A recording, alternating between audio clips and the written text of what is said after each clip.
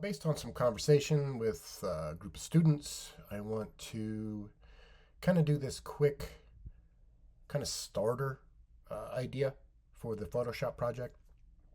Just to get you going. It's going to be raw. I'm going to make mistakes. I'm going to work through them just as you will. So let's just get to it. Uh, as with most things, when you're working with Photoshop, you're going to want to start off and consider what dimensions you're working with, right? So that's why we give you these. The resolution matters as well. So everything is right here. Grab that. So 1584, 396. I'm going to assume that you've already downloaded and installed Photoshop with the Adobe Creative Cloud. And here you go. Just hit new file. We're off at a good spot. Okay, as you can see, I was playing around already. So everything's here. 1584, 396, and 150. You just got to change things up here. This one's up for debate. Your background contents, I'm going to go with white. You can do transparent. You can do whatever you'd like, but it is what it is. And just go ahead and hit create. So here we go. We have this white background already. I can go over to kind of this rectangle. I'm going to pop over to LinkedIn, and you can see it's just about there. It looks pretty good, about the same. I'm sure it is once we install it. So while we're here, what I want to show you is I kind of made a comment earlier to some, here is your profile pic, which bleeds into the banner. So anything pertinent that you really want to be seen should kind of be right justified. Okay, so your name, stuff like that. Not necessarily your name, but whatever. So here we go. So we have this. Now, there's much and many you can do here.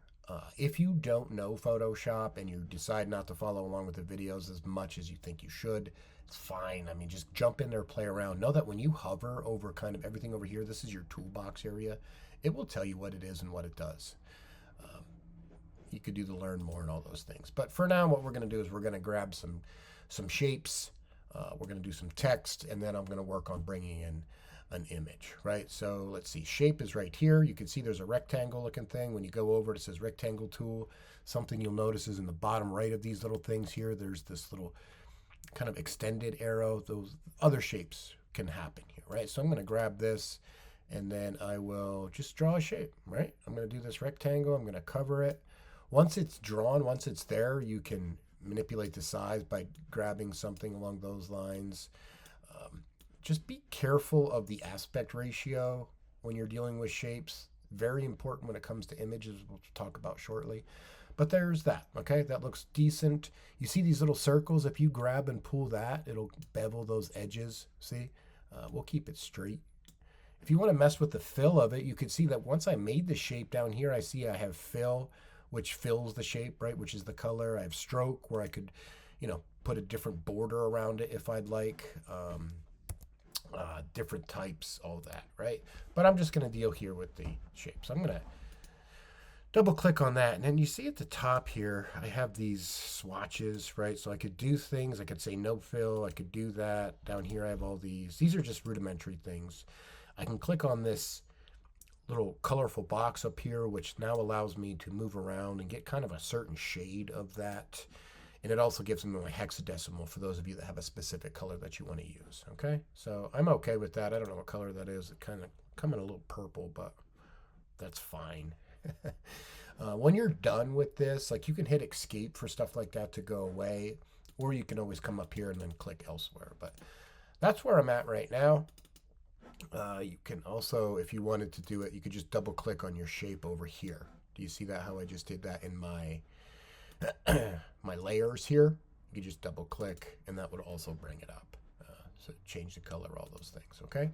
Layers are important. We're going to work on that here shortly, but you can see what it's going to do is going to stack on top of each other, right? Something else that you can do is, as you can see, I have this, you could tell your layer is active because it's got this kind of gray shade to it. There's things you can do down here in the effects. So it says effects, but it's a style. So if I were to click on this, you could see I get this nice little option here. I could do a bevel and emboss, which changes it. All of this stuff is kind of advanced, things that you don't really want to work on, stroke, all those. But something you might want to do is, I'm going to click on this gradient overlay now. So gradient is big, especially when you're doing banners and all that, because you kind of want to fade into maybe your image or something along those lines. So when you click on that, you see this layer style box comes up, and we could do just about anything that we want. Most importantly, you want to change this. Radial means circle, so you can see kind of how there's a circle, the center, and it fades out, but we're going to go linear. And when you do that, do you see how it changed from like the color over here and fading in this direction? And then there's lots that you can do here. So we'll do this. Moving the scale here, when I had it at 150, very abrupt line right here, I can pull that back. See how it fades to kind of be more of a blend? So I like that. I'm sure you do too. So we'll leave it at that. And then you're just going to want to hit OK. So that's one way to get kind of shapes on there. Again, if we wanted to do a circle, like say you had this logo of yours that you wanted to do that included 3 circles as such, that's all you have to do. And then once they're on stage, if you click on them, you can move them around and all that stuff. So maybe that's what we want to do. Okay, kind of has like a dinosaur frog vibe going on right now, but what have you. So there we are. Some things that you'll notice. We have our rectangle, right? It's now over here. And we have our ellipse. It's now over here, okay? We can change these. See, so if I move this down here, you no longer see that. You can see that it's there, that little outline, but it's no longer there. So just know that whatever is on top is literally going to be on top, okay? So there's that. Once you have it, like say I have these on here and I don't like how they are, you can come up here and go to transform. It's under edit and then transform, and that's going to allow you to kind of do some stuff and things. You can rotate it, all of those. So that's going to be specific to the image that you have. So you can see how I have it highlighted when I come up here to edit and then transform. It's going to be specific to that image that you put on there. I'm not going to do anything. I'm just going to leave it as is. So now next up is this idea of maybe I want to add text. So rolling over here, I can see that here's a T. I'm going to do that. And boom, automatically once I click on it, it comes up there. I can just start typing away. So I'm going to say, let's see, I don't know. I'm just going to say AR. I'm an augmented reality guy. So augmented enthusiast. Right, so I'm just going to say that specifically because my name's on there. You could do your name. Maybe you have a business that you want to promote or something along those lines. But there you have it. Again, just like when I had the shape up here, I can now change the font to anything that I want. I don't know off the top of my hand. I know it doesn't really matter, but I also don't want y'all to judge me that I don't have good style. It has to be highlighted. So again, mistake made but fixed. I don't know. Here, I'll go with chalkboard, okay? That looks dumb. I'm not going with chalkboard. Abort. I'll do just this. You can change the size and color. I seem to have this green thing going on, so I'll do that. Of course, I can move it accordingly. I can also do effects to this, right? So if you wanted to do a stroke around your text, you could change the size of the stroke around the text. So I'm doing this fast, full known. You could pause it if you'd like. Do some extreme colors so you could see. I know it looks terrible, just bear with me, right? So if I wanted to do that, so augmented enthusiast, and maybe I wanted to put my website up there, right? So now I'm just going to click another one, and I'm going to say, no, I'll do https brianjseely.com. Same thing, get it highlighted. I definitely want to make this smaller. Too small. And I definitely want to pick, let's just say that. Very old school. I know this is terrible, but you're getting the point, right? So the things that you can do to what you have.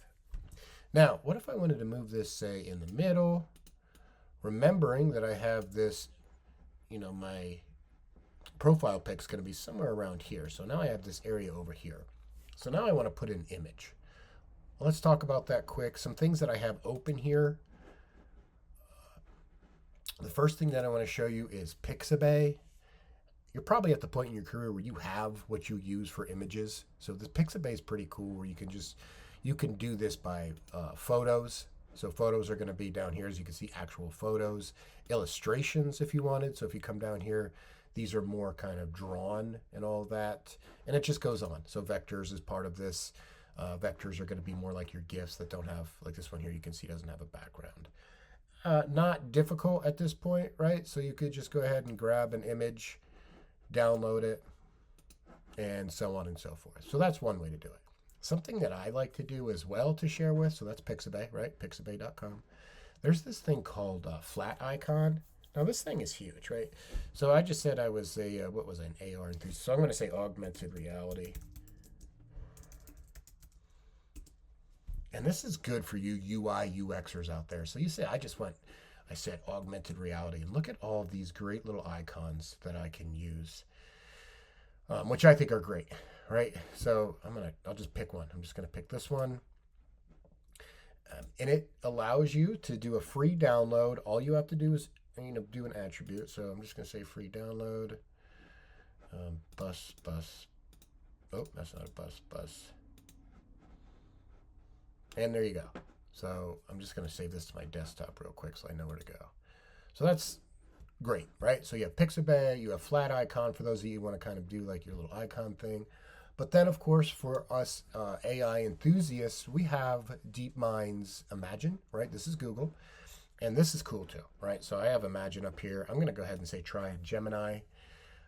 It's going to ask you to log in with your Google and all that stuff. But wait, you know what? I don't want to do Gemini. I'm going to do it with Whisk. Whisk is a little bit better.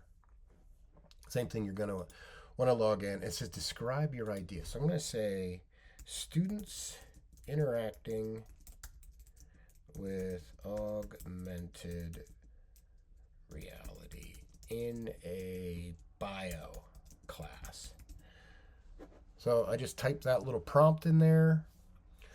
This is kind of neat too because you can add images, right? So if you had maybe a Penn State classroom or your classroom where you wanted to add to it, you could do that. But here we go. I mean, just like that, we now have these images, very, very much AR, right? They got their headsets on, they're interacting with the 3D object in real time. Just another way to go about it. Wanted to offer that. There's many of these, right? But that's just what we do. But heading back to Photoshop, what you want to do now to get your images is you just finally want to go import, right? But that kind of gets a little tricky because then it just goes into a file. What I like to do with images is I like to do this thing called place embedded. And when you do place embedded, now when I go and find my image, right? So I'm navigating to that icon and I go to place, it embeds it directly into your workspace, okay? So here I have my image. Now here's something I want to show you. If you remember when I was moving that shape around, I can do that too with images. But do you see how it just Command Z, distorts it? So when you're working with images, for the love of Pete, grab a corner and hold in Shift. Because when you hold in Shift, do you see how it keeps the aspect ratio the way it's supposed to? So that's our goal when you're doing stuff like that. So lo and behold, now I have my image. I don't want it on top, do I? So I'm going to go ahead and move it down here. And you can see now it's behind my text.